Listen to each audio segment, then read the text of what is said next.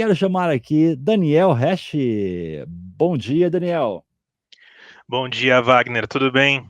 Excelente, é um prazer ter você aqui com a gente nessa manhã de conhecimento.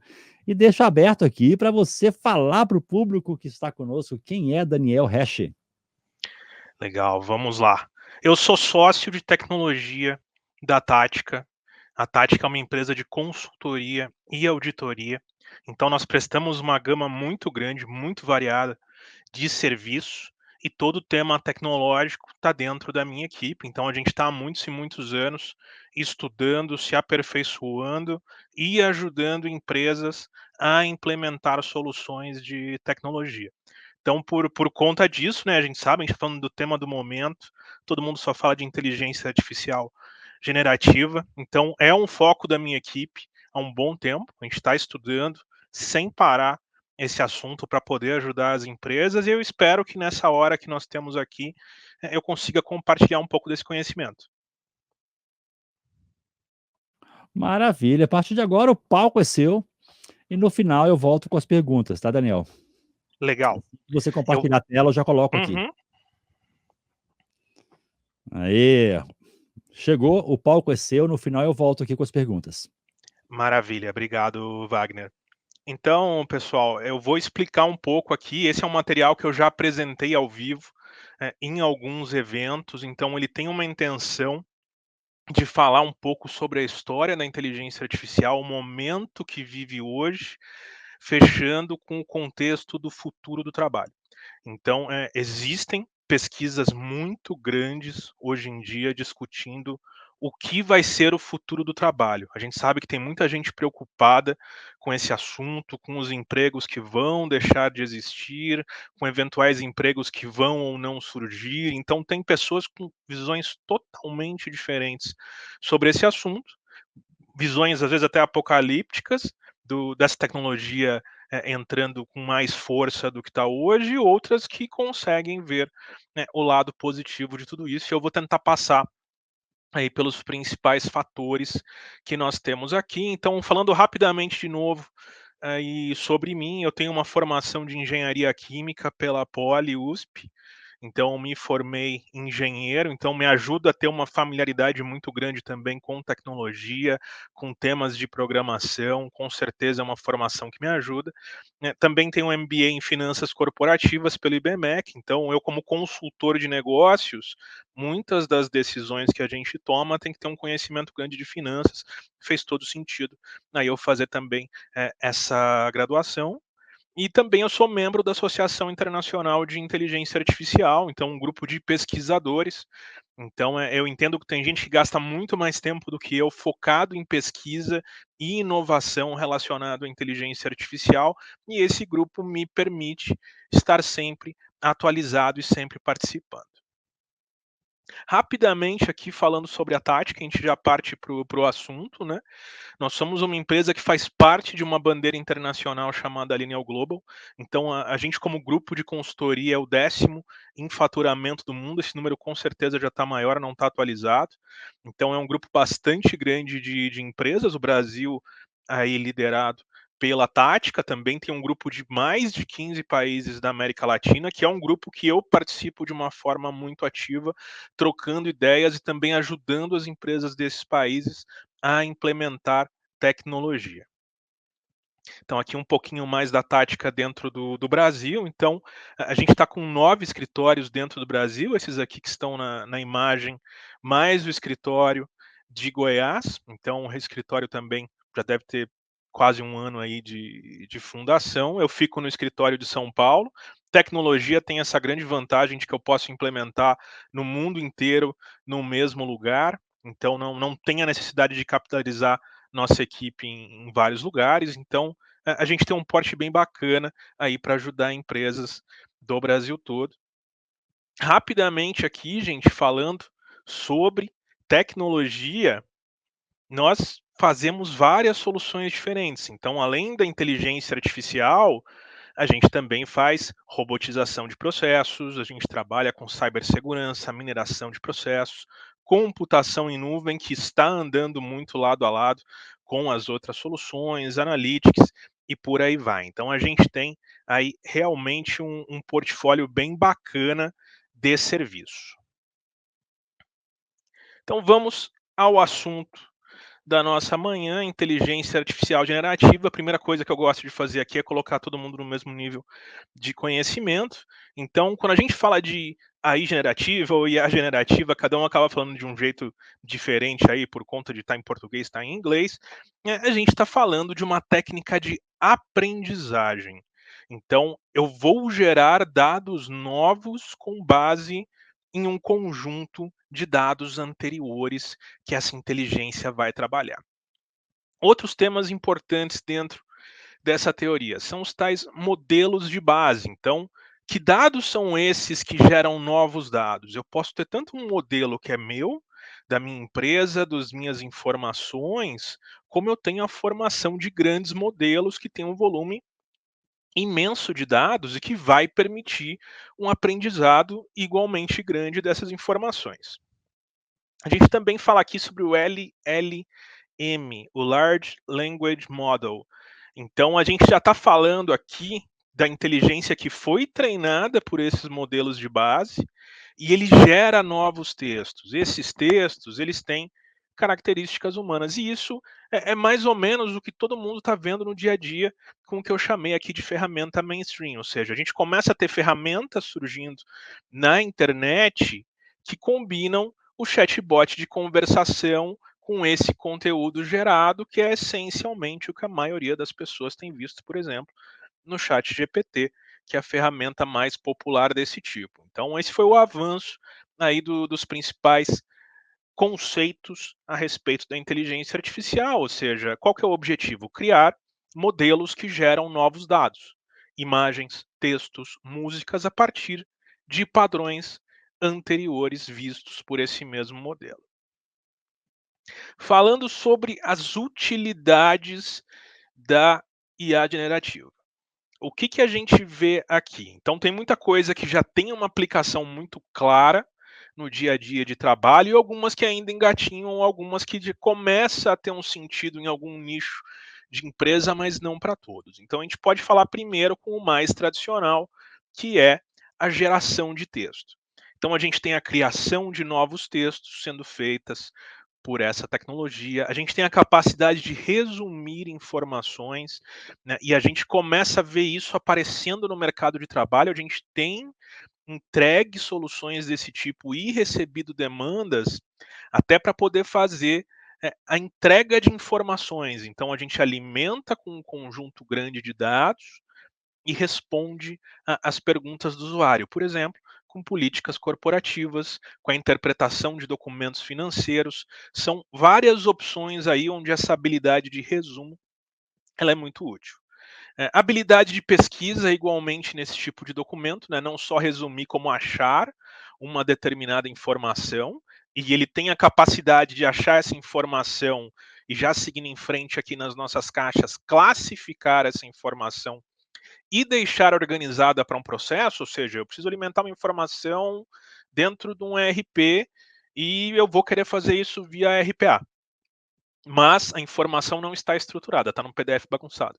Então, a inteligência artificial vai transformar o PDF bagunçado numa base de dados estruturada, e aí o RPA pega essa ação e faz, né, a implementação dos dados dentro de um sistema em seguida, e por aí vai, a criatividade fica muito aberta em relação a isso.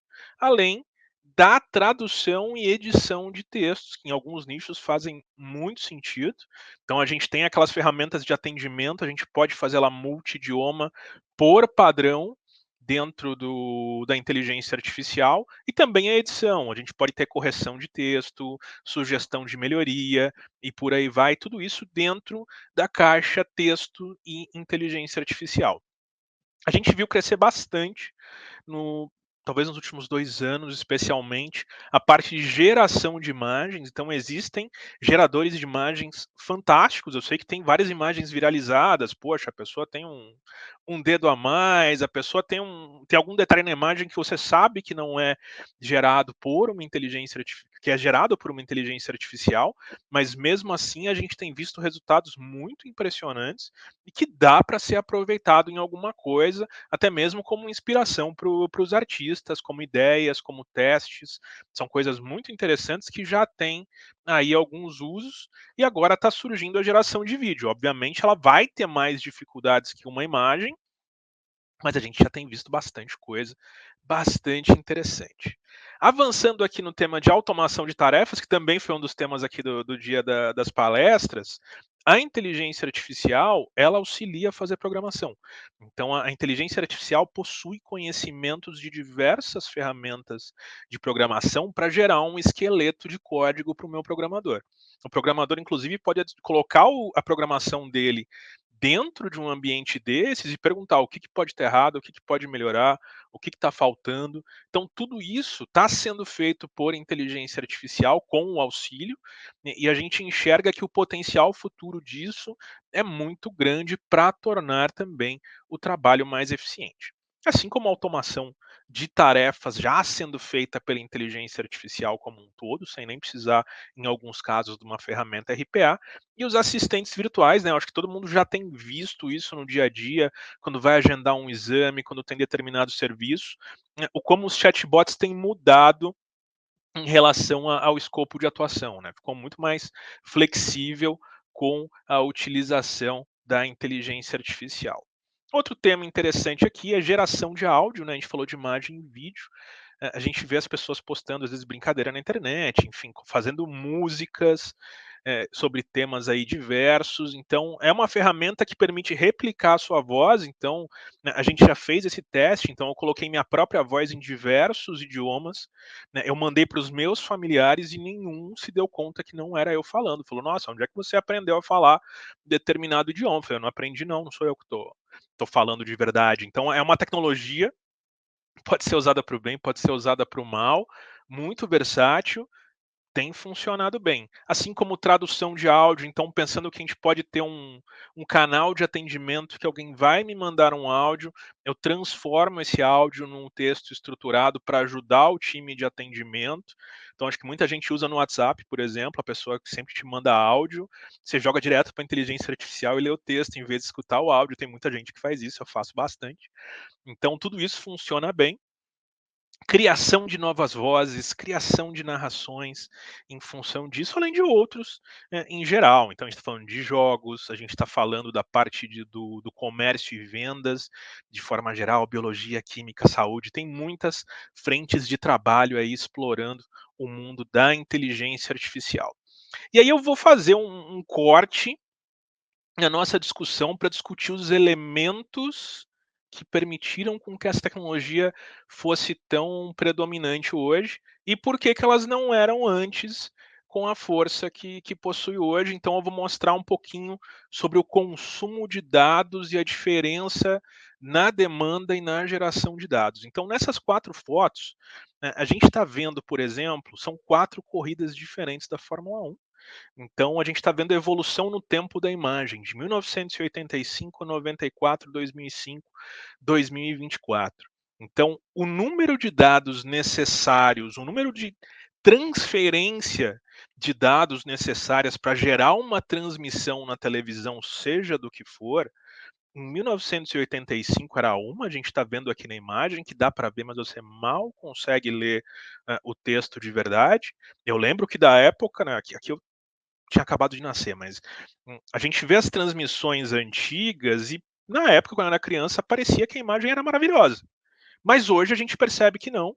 Então hoje a gente percebe que tem muito mais informação, né. A gente está falando de um mundo aqui hoje que isso aqui é transmitido online, em diversos idiomas, para o mundo todo. Você pode escolher o idioma que você quer e você pode escolher a câmera de qual dos pilotos que você quer. Então a diferença de dados que existe dentro desse cenário é muito grande. Então, se eu fosse fazer inteligência artificial aqui usando um disquete, por exemplo, como armazenamento, eu ia ter 1,5 MB aproximadamente. Então, é uma diferença muito grande. Eu teria um espaço físico de servidores para dar conta de algo que é trivial hoje, que não faz o menor sentido.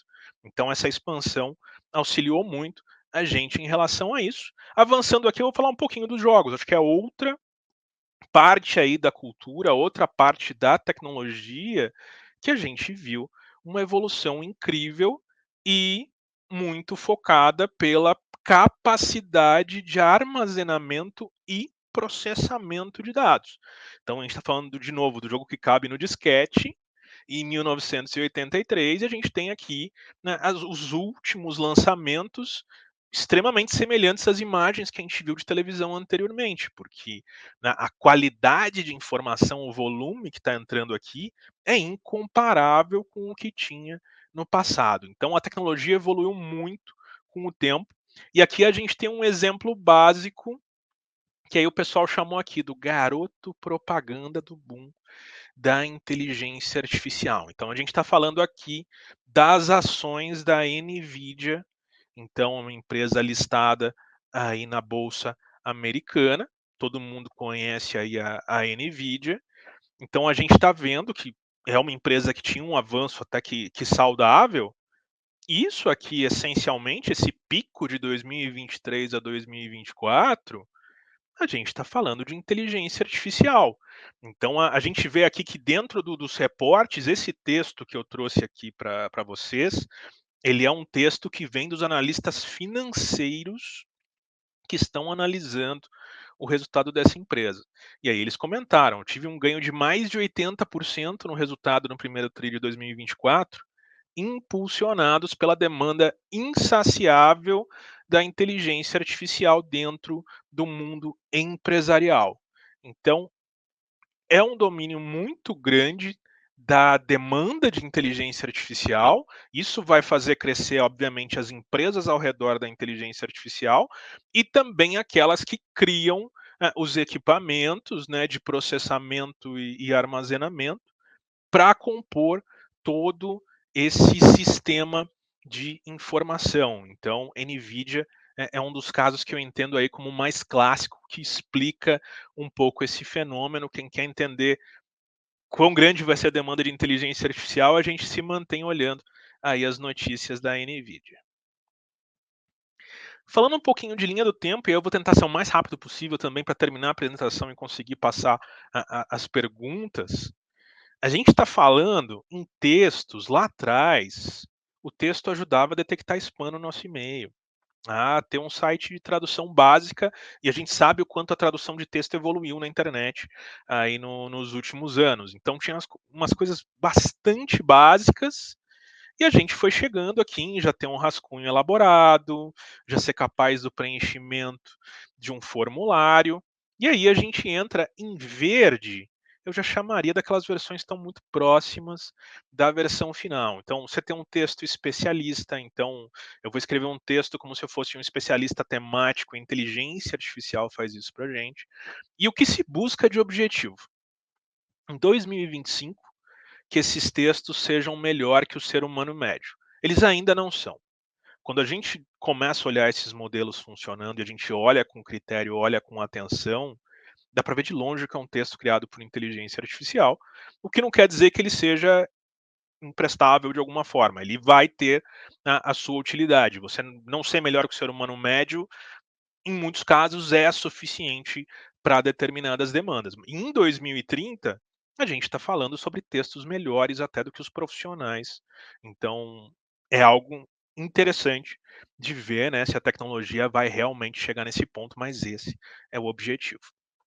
Pensando em código, voltando ao mundo da programação e automação tão grande, em 2020 o máximo que ele fazia era completar uma linha. Às vezes até na criação de e-mails já tinha alguma tecnologia desse tipo que ele te completava uma frase. Hoje em dia, ele já está trabalhando com códigos mais longos, códigos mais precisos, mais linguagens de programação e por aí vai. O que se busca no futuro, pensando em código, é que ele vai gerar um rascunho válido para as programações, baseada num rascunho enviado pelo desenvolvedor. Eu já vi isso acontecendo com sucesso, então não é 2025, é agora mesmo, apesar de que a gente está quase lá, né? Está no final de 2024. Isso aqui eu diria que já funciona com melhorias, e aqui em 2030 o pessoal acha que vai ser melhor do que o desenvolvedor. Essa é a intenção E essa é a preocupação de todo o campo de trabalho aí de desenvolvedores. Se isso virar verdade, como é que os desenvolvedores vão lidar com isso, com essas mudanças de postos de trabalho? Pensando em imagens, em 2022, a gente via aqueles sites de fazer um logotipo baseado em algo que foi solicitado, enfim, coisas bem simples em relação a isso. Em 2023, aqui foi chamado como os rascunhos personalizados, então aquelas primeiras versões das ferramentas, como o DALL-E, o Midjourney. Então eles te geravam já algumas coisas bem interessantes que foram evoluindo. Então eu diria que a gente está basicamente nesse mundo da versão final, tem muita coisa bacana sendo criada. Não é certeza que o que vai gerar vai ser uma versão final, mas você trabalhando os prompts adequadamente, você é capaz disso. Em 2030, de novo, a expectativa é que são versões finais que artistas profissionais. Eu, como uma pessoa que gosta muito de arte, não acredito. Então, eu respeito quem pensa isso, mas eu pago para ver a inteligência artificial gerando coisas melhores do que os grandes artistas da nossa história já geraram aí nos quadros. Na parte de vídeo 3D e jogos, a gente começa a ver as primeiras tentativas de fazer isso funcionar dentro dos games. A gente está ainda realmente engatinhando nesse assunto. Essa é uma indústria, pelo vídeo ser algo muito visual, é muito mais perigoso gerar uma imagem errada, vai ficar muito mais claro na tela que não está legal o produto disso. E a comunidade dos jogos também é extremamente chata em relação a ter uma experiência ruim no jogo. Então, se der certo 99 e uma travar o seu jogo, o cara vai jogar fora o jogo, vai descredibilizar a empresa. Então, tem que tomar um certo cuidado em relação a esse tipo de tecnologia. Por isso que a gente começa a ver que ainda não tem nada em versão final operando de uma forma muito eficiente. E o sonho de 2030 é que os games e filmes são sonhos personalizados, são coisas que a gente vê às vezes em filme, explorando o conceito. Essa seria a ideia final. Certamente, se isso for colocado em prática, vai mudar aí a história dos jogos e da sociedade como um todo, porque não vai ser usado só para jogo. Falando rapidamente aqui, uma passagem pelo LinkedIn. Eu acho importante a gente falar sobre isso. Por quê? É o tema do momento. Todas as empresas e as pessoas que fazem parte dessas empresas, estão pensando no que implementar nas suas próprias empresas, por óbvio, para ajudar a empresa que trabalha, mas também entendendo as potenciais mudanças no futuro do trabalho e o quão importante seria estar envolvido dentro de um processo de implementação de inteligência artificial. Então, a gente tem um dado aqui, ele é um dado recente, tá? O número de posts mencionando a GenAI nos Estados Unidos teve um aumento de 25% mês a mês. Você começa a colocar isso, é uma bola de neve. Então, 25 do 25 que já tinha 25, você vai crescendo isso mês a mês. É um boom incrível de popularidade, então é o que as pessoas estão falando aí muito no LinkedIn. Falando em perfis e vagas, teve um aumento desde o início de 23 de 75% ao mês. De novo, você coloca isso ao tamanho da bola de neve, que é isso mês a mês, procurando palavras como GenAI e ChatGPT nos perfis dos usuários. E aí eu vou até fazer um disclaimer, eu vou falar sobre isso depois, mas tem que tomar muito cuidado quando a gente coloca ChatGPT aqui dentro dessa discussão, porque se você colocar os dados no ChatGPT simplesmente lá pelo site, entrar sem conhecimento, escrever um dado e jogar no prompt, isso está sendo jogado. Você pode estar infringindo uma série de legislações da sua própria empresa. Então tem que tomar um certo cuidado aí com segurança da informação. Por isso que é importante procurar uma ajuda especializada. O número de membros que possui o cargo Head de Inteligência Artificial triplicou e eu faço as minhas apostas que ele vai triplicar de novo. Então, as empresas ainda têm muita gente engatinhando nesse assunto. Quando isso ficar grande o suficiente, esse cargo vai começar a surgir bastante.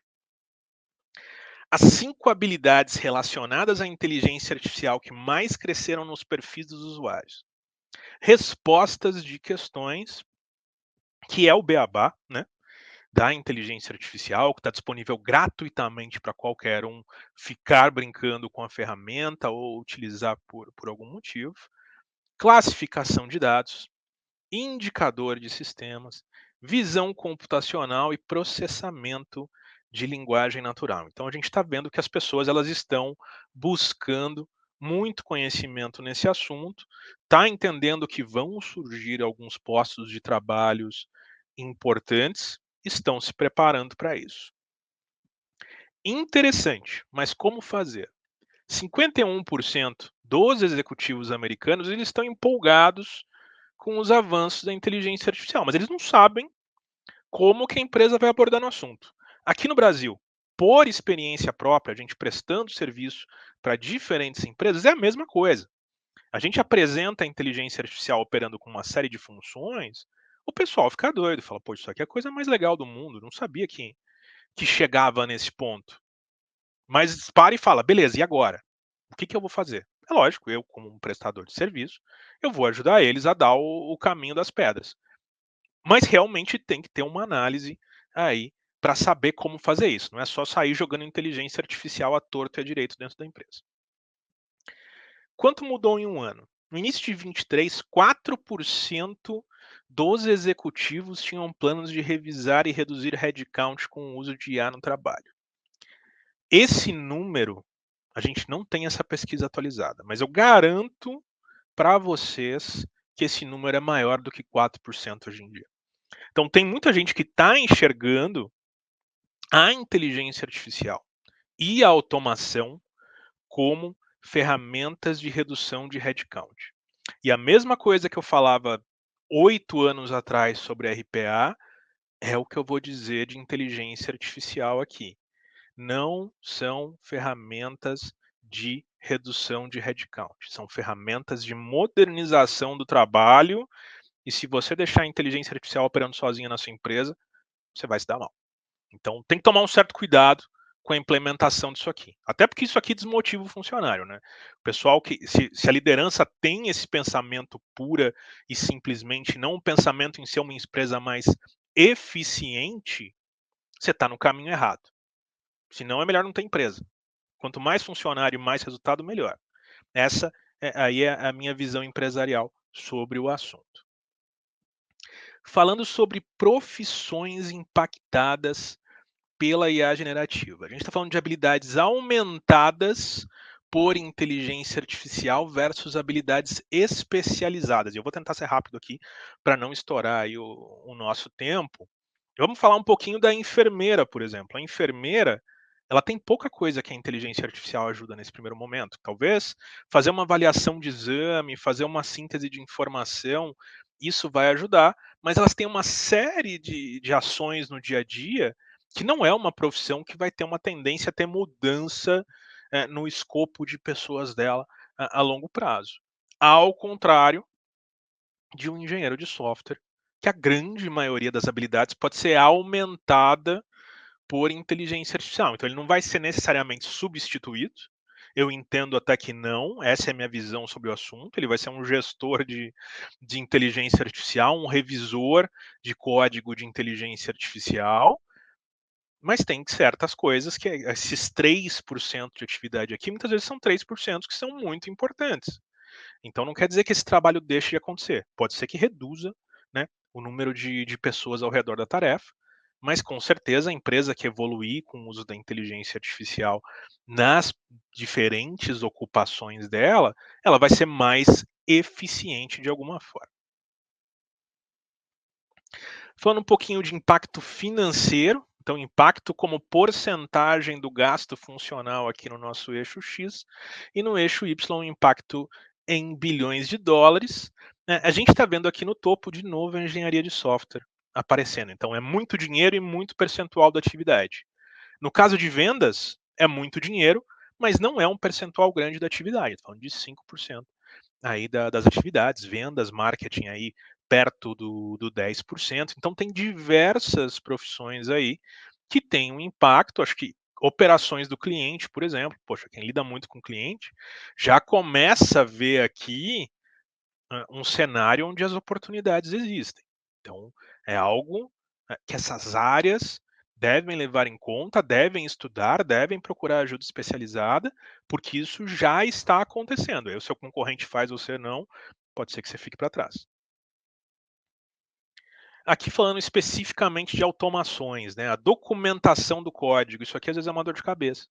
É um tempo perdido, tem cliente que às vezes fala: "Poxa, vou gastar tempo em horas de recurso para fazer documentação", a inteligência artificial está chegando para ajudar também nisso, tornar o trabalho mais curto aí dentro do trabalho. A própria geração de código, como eu tinha falado, a cópia de códigos, então eu faço um esqueleto que eu vou usar em vários lugares, eu consigo replicar isso de alguma forma, além de tarefas aí mais complexas.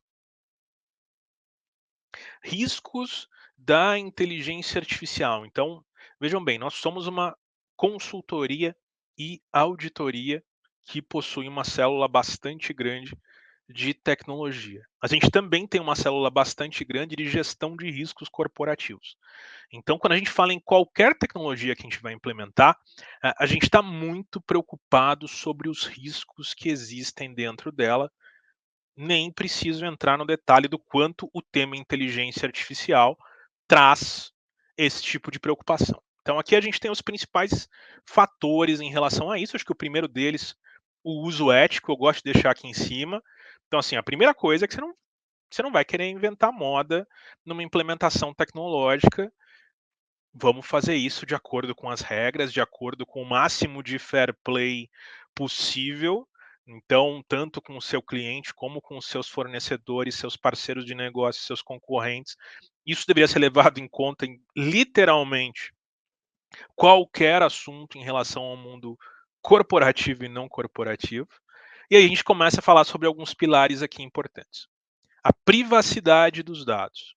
Então a gente já viu escândalo estourando aí de uso de informação pessoal por empresas jogando para dentro desses modelos e modelos que não estavam fechados adequadamente para o uso externo dessa informação. Assim como empresas colocaram os próprios dados confidenciais abertos ao mundo todo, isso de alguma forma está no conhecimento de algum modelo de base por aí. Então esse é um cuidado muito grande quando eu faço uma implementação desse tipo. A propriedade intelectual e proteção, eu vi hoje, literalmente no início do dia, uma manchete sobre 2 pessoas cujas vozes foram utilizadas por uma empresa para gerar uma inteligência artificial e, obviamente, vender isso de alguma forma, e as pessoas, obviamente, se sentiram lesadas aí em relação a isso. Então também é um cuidado muito grande para não ultrapassar essas barreiras, além do comportamento malicioso, né, gente? A gente sabe que na história aí dos vírus e do spam no e-mail, e por aí vai, já tinha muita coisa evoluída. Imagina se eu colocar inteligência artificial dentro desse mundo que já existe certamente, o problema que vai ser. Especificamente da parte técnica da inteligência artificial, a gente vê aqui na direita. O primeiro deles é a alucinação. O que que é alucinação? A inteligência artificial vai gerar uma resposta que não faz o menor sentido em relação ao que eu tenha perguntado. Por quê? Porque ele vai, assim, ao contrário do ser humano, a inteligência artificial não tem o potencial de falar, eu falei bobagem nesse momento, será que eu falei besteira? Espera aí, não, isso que eu falei não saiu legal da minha voz. Deixa eu refrasear isso que eu disse, porque isso que eu falei é, enfim, falha mental. A inteligência artificial não tem esse fator que o ser humano tem. Por mais que você consiga colocar nos prompts um freio nela, fala, amigo, quando você mandar uma resposta, tenta usar esse modelo de novo para ver se faz sentido. Isso vai existir, isso já existiu, e ele é um risco do negócio que a gente tem que tomar muito cuidado na codificação para minimizar. Eu não acredito que ele vai ser zero, nunca. Mas eu acho que ele pode ser muito próximo de zero. Então a gente tem que saber que isso pode existir e isso pode causar um impacto em seja lá do que eu estou implementando. Outro tema legal aqui é o viés. Eu estou usando um modelo de base, certo? Então eu tenho a minha inteligência artificial, ela é um repetidor daquilo que eu ensinei para ela. E se o modelo que eu ensinei para ela está errado? E se o modelo que eu ensinei para ela possui uma injustiça dentro do seu processo de tomada de decisão? Ele vai seguir repetindo isso na maior boa vontade do mundo dentro dos resultados. Então, tem que ter um cuidado sobre o que eu estou alimentando na minha inteligência artificial para fazer isso da melhor forma. E o desempenho. O que é o desempenho?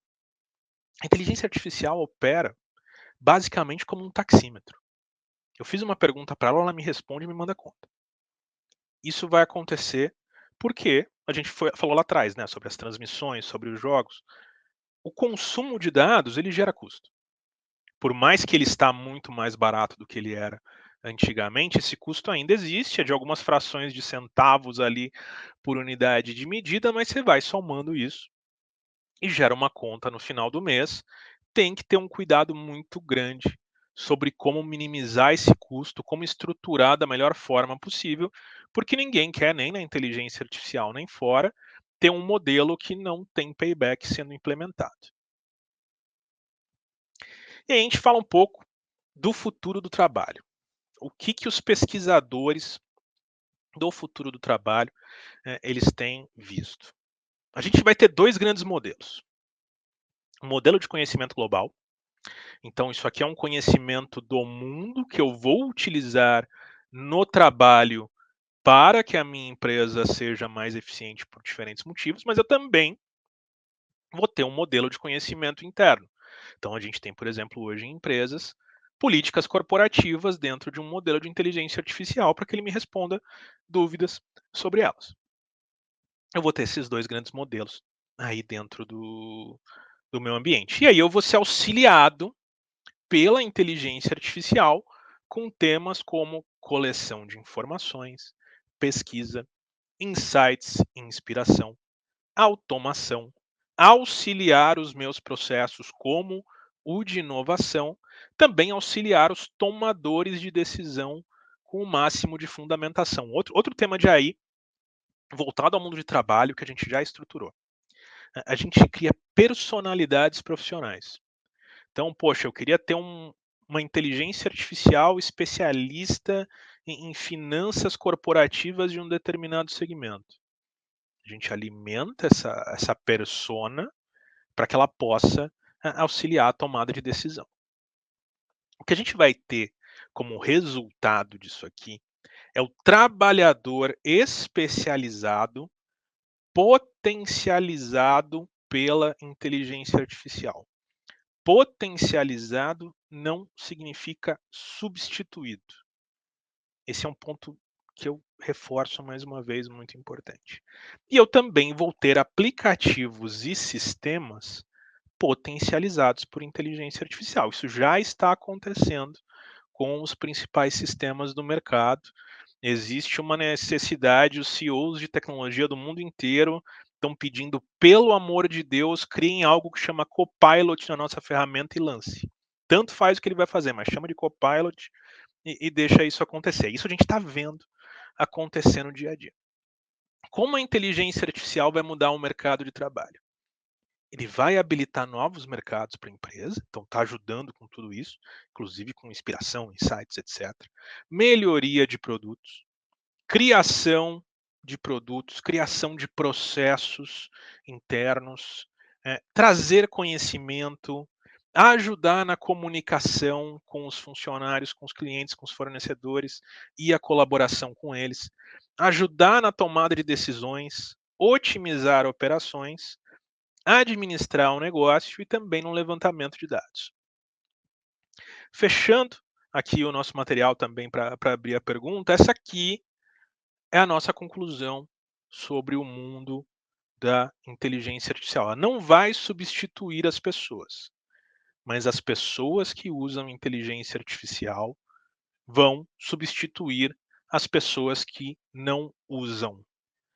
Então, assim, aqui tem até a pesquisa, né? 87% dos executivos, quando houve essa pesquisa, eles entendiam isso, né? Que as posições de trabalho, elas iam ter maior chance de potencializar do que substituir.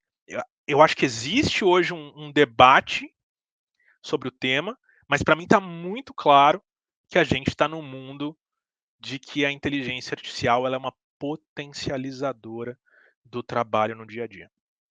E é isso, gente, que eu tinha aqui para mostrar na apresentação. Tentei ser rápido aí em alguns slides também para facilitar as perguntas e tudo.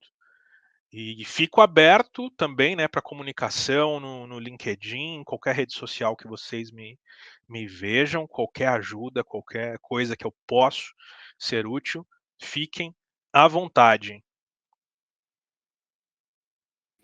Maravilha, Daniel, excelente apresentação. Vamos lá, temos perguntas aqui no chat. Parabéns pela apresentação. A primeira pergunta aqui é do Thiago Menezes, né? O quanto a IA vai impactar o mercado de trabalho? Olha, Thiago, muito. Essa é a resposta mais simples para você. Já está acontecendo. Então, o que está acontecendo? Empresas do. Vamos falar do Brasil, né? Do Brasil todo, elas já estão pesquisando de forma geral, assim. A gente percebe que as empresas elas vêm atrás da gente, muitas vezes pedindo para implementar inteligência artificial em temas onde ela não deveria ser implementada. Porque a vontade de fazer isso é tão grande, que primeiro eles querem fazer, fala: "Eu quero botar inteligência, vamos pisar no freio junto, vamos olhar, ó, isso que você me pediu, a solução é outra, não é inteligência artificial, é automação. Mas se você quer fazer inteligência artificial, vamos olhar a tua empresa e vamos ver onde cabe". E aí a gente faz isso acontecer. Então o que que a gente percebe? As pessoas estão tão ligadas nesse assunto hoje em dia, acho que é a primeira tecnologia que a gente viu que virou mainstream da sociedade. Então, assim, quando a gente entrou com RPA e automação, robôs, não era do dia a dia. Você não conversava com a sua mãe. "Ah, que legal, o robô operando automaticamente algo que uma pessoa está clicando". Então, você não conversava com seus amigos sobre isso. Inteligência artificial virou cultura popular. Então, as pessoas enxergam o potencial que isso tem e eles estão correndo atrás. Então, a procura pela implementação de inteligência artificial está num nível incrível. Está todo mundo querendo fazer isso acontecer. Então, qual que é o resultado provável disso? Que todo mundo vai implementar de alguma forma, implementar bem, implementar mal, seja como for, e isso vai causar um impacto imediato, para o bem e para o mal. Excelente. Vamos lá. Pergunta do Marcos Brasil. Você vê muitas empresas correndo para a IA pelo fato de ser algo bonito, sem se preparar, base de dados, tecnologia. O importante é colocar no perfil do LinkedIn, né, Marcos? Não é que o negócio funciona, né? É isso. Eu cheguei a falar sobre isso na apresentação. Ah, É o negócio do momento. Se espera que, por ser o negócio do momento, posições de trabalho vão crescer para contratar as pessoas que têm experiência nisso, então as pessoas naturalmente vão tentar ter experiência nisso. Vai ser uma experiência boa? Vai ser uma experiência ruim? Não sei, mas vai tentar. Então vai ter esse impacto mesmo. Que ótimo.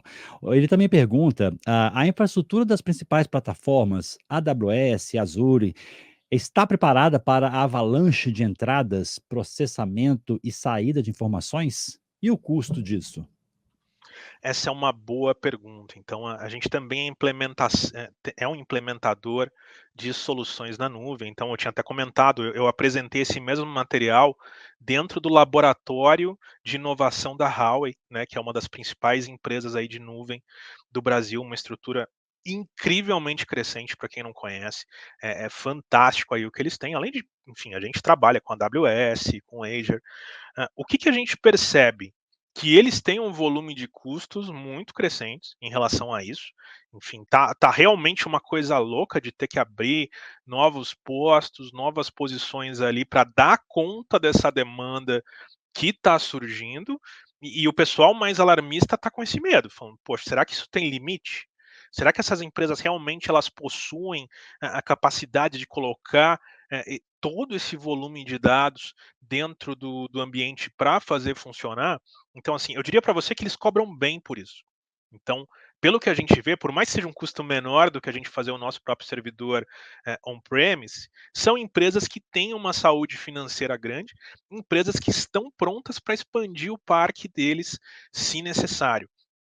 Então, eu diria para você que hoje, o que eles estão oferecendo está funcionando muito bem, e eles também, quando a gente pensa em implementar uma inteligência artificial no cliente, a gente avalia, né, qual que é o ambiente que eles vão querer. Tem cliente que prefere AWS, tem cliente que prefere Azure, mas a gente tenta deixar de acordo aí com a vontade do cliente. Se ele não tiver uma vontade, a gente apresenta, né, as opções para fazer isso da melhor forma. Mas o que a gente percebe? Que existe dentro do ambiente da nuvem, né, uma série de ferramentas e componentes complementares para a nossa arquitetura, para trabalhar temas como segurança. Então, segurança da informação, privacidade, acessos controlados. Então, a nuvem hoje, ela é um grande auxílio na implementação de soluções da inteligência artificial. Boa. A próxima pergunta é do Eliezer Jimenez. Como está o trabalho com a IA para extração de dados de PDFs não estruturados, arquivos tortos e com má qualidade, por exemplo? Essa é ótima, porque esse é um dos usos mais interessantes que eu vejo hoje da inteligência artificial. Então, eu tinha comentado, a gente implementa RPA há muitos e muitos anos. Onde que o nosso RPA causava problemas? Quando eu precisava tirar um dado de um PDF. Porque esse PDF nunca tem o mesmo formato. Quando ele tem o mesmo formato, eu vou colocar numa ferramenta de OCR, eu vou fazer uma extração desse conteúdo em TXT e usar padrões textuais para extrair uma informação específica. Mas aí alguém vai virar para mim e falar, mas eu quero fazer nota fiscal. Cada fornecedor tem uma nota fiscal diferente, contratos, cada contrato tem um tamanho diferente. Toda aquela tecnologia de extração não vai funcionar para extrair esse dado de uma forma estruturada. E aí a gente pisava no freio e falava, olha, vamos fazer outras coisas, porque esse dado não estruturado, ele vai causar um problema que ou a solução não funciona, ou ela não funciona com 100% ou 99,99% de acuracidade. E aí chegou a inteligência artificial. Então, eu vou te falar de caso real de implementação. Dentro da esteira de automação, quando eu estou alimentando uma nota fiscal em PDF, a inteligência artificial ela consegue extrair o dado e analisar. Então, a gente fez teste com nota fiscal rasurada, ou seja, um número importante não estava dentro dessa nota fiscal. Então, a gente, para implementar no cliente, né, a gente tenta pensar em todas as possibilidades. Então, a gente programou a inteligência artificial para dizer, falou, ó, tem um dado aqui que eu não sei, não tem como eu extrair, fazendo as contas deveria ser esse. Mas a gente colocou para aprovação de uma pessoa em seguida. A pessoa recebe tudo isso estruturado, recebe o feedback da inteligência artificial sobre o documento, e aí confirma, não, beleza, a inteligência artificial acertou a conta, ok, esse é o número, segue em frente para a nossa esteira. Então, o que acontece? Demandas das mais relevantes do momento para a implementação de inteligência artificial. Qualquer coisa que envolva documentos em PDF não estruturados. Ótimo, vamos lá, temos mais. Gente, estou lembrando que eu leio apenas as perguntas, tá? Tem vários comentários aqui, tá? Excelente apresentação, excelente apresentação, Daniel. Concordo contigo, né? Então, assim, vou focar nas perguntas, tá? E tem a pergunta aqui agora do Juliano Magalhães. Daniel, como você vê o potencial acadêmico para entregar no mercado profissional qualificados em IA? Eu acho que a gente está vivendo uma era onde o conhecimento está cada vez mais descentralizado. Então, antes, vamos pensar, eu tinha que terminar o meu ensino médio, pensar que faculdade eu queria fazer, quando eu me formasse, o MBA, que se faria sentido eu fazer ou não, ou um mestrado, ou uma pós-graduação. Né? E com o passar dos anos, principalmente em tecnologia, né, a gente está percebendo que as gerações mais novas não se preocupam mais com isso. Fala, poxa, eu não preciso fazer um curso superior, uma pós, porque eu tenho cursos em todo lugar para fazer, que eu não, no meu ritmo, na minha velocidade, no meu tempo, eu tenho como buscar informações que estão disponíveis na internet para fazer isso acontecer, então eu não preciso ter um diploma. Então a gente está vivendo uma transformação muito grande no ensino.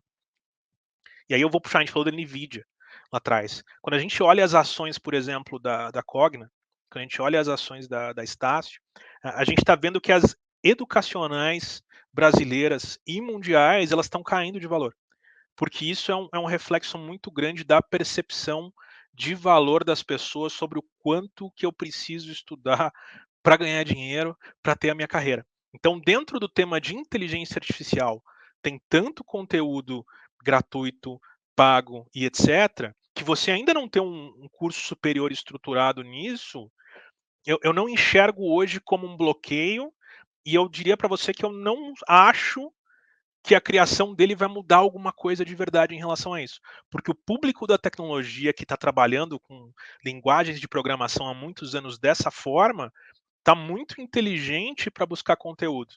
E o conteúdo é muito mais vasto do que nos tempos que eram nos nós, os jovens estudantes. Maravilha. O que eu tenho para a gente finalizar, tem uma pergunta, eu tenho que fazer as 2 perguntas para você. A primeira é do Lucas, que eu acho que elas uma é falando do profissional, a outra é falando da empresa. O Lucas está perguntando: "Quais conhecimentos preciso adquirir para aplicar IA na empresa em que trabalho?" E o a cadê? Tá aqui. E o cadê, gente? O Thiago Menezes: "Como as empresas deveriam se preparar para abordar o assunto?" Boas perguntas. Acho que vamos pensar em habilidades, né, para a gente trabalhar no assunto da inteligência artificial. Existe um termo chamado engenharia de prompt.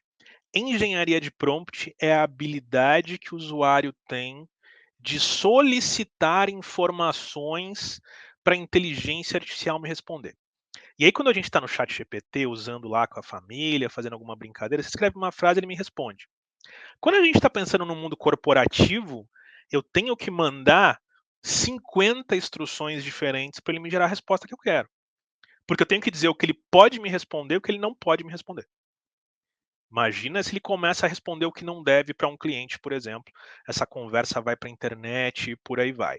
Queima o filme da empresa inteira, porque eu não fiz direito o meu prompt. Então, eu diria que o primeiro ponto técnico que uma pessoa que quer trabalhar com inteligência artificial faz todo sentido ir atrás é engenharia de prompt para aprender os pormenores de como eu me comunico com esse modelo de base.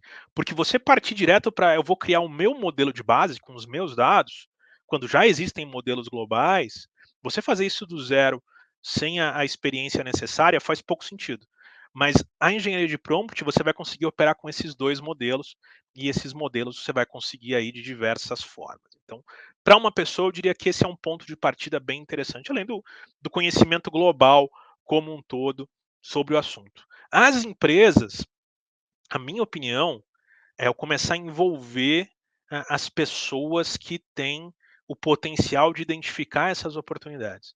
Então, são aquelas pessoas que têm visão de processo, aquela pessoa que conhece a empresa de cabo a rabo, aquela empresa que tem a motivação de fazer coisas novas para que a empresa melhore. Então, é você começar a valorizar essas pessoas da melhor forma para colocar ela dentro desse processo. Então, ela vai começar a participar, ela vai começar a entender de alguém o que é inteligência artificial, às vezes até mesmo fazer um curso dos conceitos básicos do que é inteligência artificial, porque o importante é identificar a oportunidade.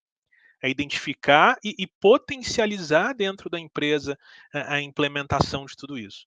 Então, isso é o que, na minha visão, as empresas devem levar em conta. Óbvio, eu sou um implementador de serviço, então, às vezes, você me procurar a tática, procurar um concorrente da tática, também é um caminho, porque a gente vai dar esse caminho das pedras para vocês. Mas é essencial que a empresa tenha aí, né, motivação para colocar essas pessoas no assunto. Não deixe elas sozinhas. Fala, poxa, o que, que você precisa? Vamos fazer acontecer. Esse aqui é um objetivo que a gente tem para 2025. Essa missão agora é sua. Vai lá, vai atrás disso. Essa vai ser uma das suas tarefas. Ótimo. Tem mais perguntas aqui, eu posso continuar, ô Daniel? Claro, claro. Então vamos lá, gente, vocês que estão aqui agora, daqui a pouco tem sorteio, fiquem aí, hein. Vamos lá. Eu inclusive coloquei para vocês o link no chat, quem está só ouvindo, corre no chat enquanto eu vou respondendo as perguntas aqui, e já preenche o formulário para participar do sorteio. Daniel, o Evandro Santos está perguntando como a IA pode ajudar na gestão e análise de grandes volumes de dados, Big Datas. Nós fizemos, por exemplo, um portal, isso está interno na Tática já, que é o portal de solucionador de tudo, de tudo. A gente fez isso para testar, para entender os limites da inteligência artificial. O que a gente montou? A gente montou, usando os modelos globais de base, a capacidade dele responder assuntos sobre qualquer documento que eu insira dentro desse portal. Então, a gente colocou, por exemplo, exames. Lógico, isso aqui é um ambiente de teste, a gente não faria isso fora, mas um exame médico meu dentro do meu prompt. Então, esse portal, ele respondeu em detalhes todas as informações que eu pedi do meu exame, inclusive trazendo expertise médica para o que significava o resultado desse exame. A gente tem isso funcionando para políticas corporativas. Então, as políticas corporativas da empresa estão no ambiente, o usuário ele entra nesse ambiente e ele vai perguntar, falar, qual que é o limite de reembolso, qual que é o, enfim, o cartão de crédito corporativo, o valor da quilometragem, e ele te responde na hora isso. Então, a gente tem dentro do core da tecnologia a capacidade de fazer isso acontecer. A gente teve um cliente, por exemplo, que ele tinha uns 20 anos de contrato em PDF, formato imagem, não PDF original ainda, aquele PDF fotografado com todas as vendas do que eles vendem. Eles queriam alimentar isso no sistema deles. E eles também queriam saber se a informação que existia lá estava correta. Isso, há muitos anos atrás, eu ia ter que colocar um estagiário lá, né, para ficar um por um extraindo essa informação, porque o CR não funciona, enfim, não vai dar certo.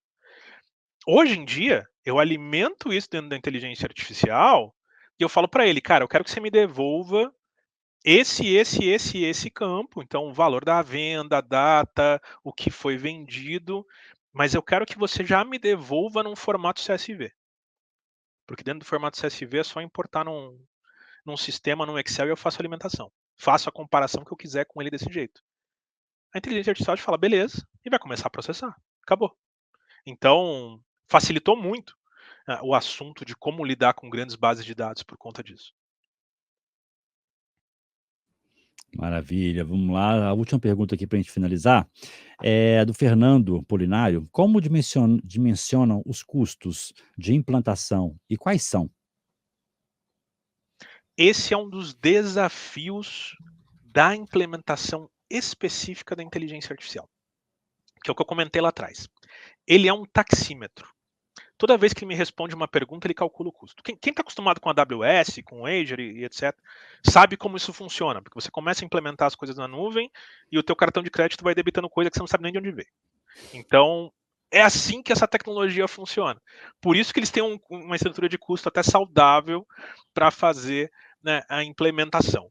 Então, a mesma coisa vale para a inteligência artificial. Você vai ter esse custo proporcional ao esforço que a inteligência artificial está fazendo para responder essa pergunta. Qual que é o problema disso intrínseco? Eu não sei qual vai ser o esforço. Enquanto eu não colocar isso para rodar e ver o quanto ela quebrou a cabeça para resolver o meu problema, eu não vou saber o custo médio disso. Eu vou saber baseado nos meus outros projetos. Tudo que eu implementei, quanto estava gastando, isso aqui é parecido, vai gastar tantos centavos por tentativa.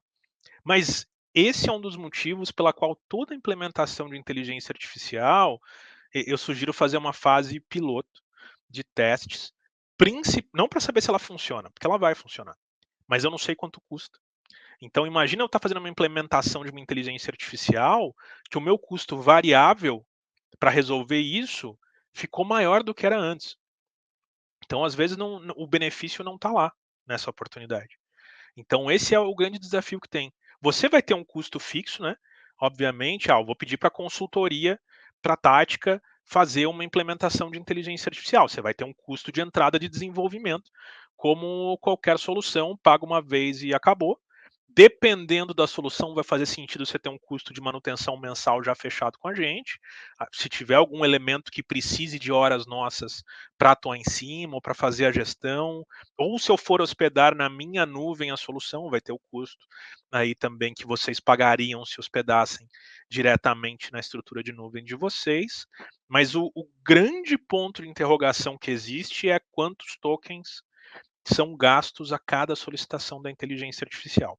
Isso varia bastante e um bom programador de scripts consegue ajudar a minimizar isso. Fantástico, Daniel. Excelentes, explanações aqui, respostas, pessoal agradecendo no chat. Quero deixar aberto aqui agora para você fazer as suas considerações finais e despedir do público maravilhoso que está conosco nesta manhã.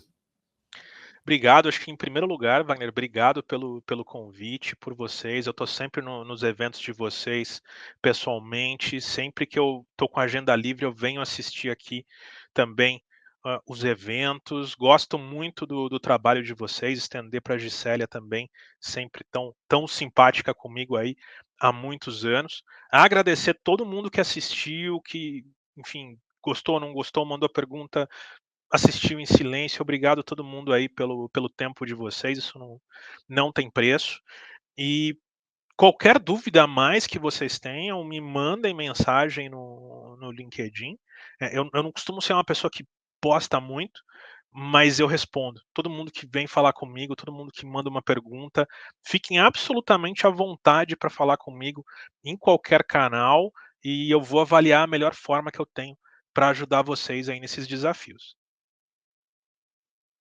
Fantástico, Daniel, excelente. Deixa eu ver se já chegou aqui. Eu coloquei agora o link do LinkedIn do Daniel, tá? Então, se conectem, lembrando, gente, se conectem, conexão é tudo. E como ele falou, ele está aberto aí. Caso a sua dúvida, você tenha que colocar uma pergunta aqui agora, você pode fazer diretamente para ele ali no LinkedIn, tá bom?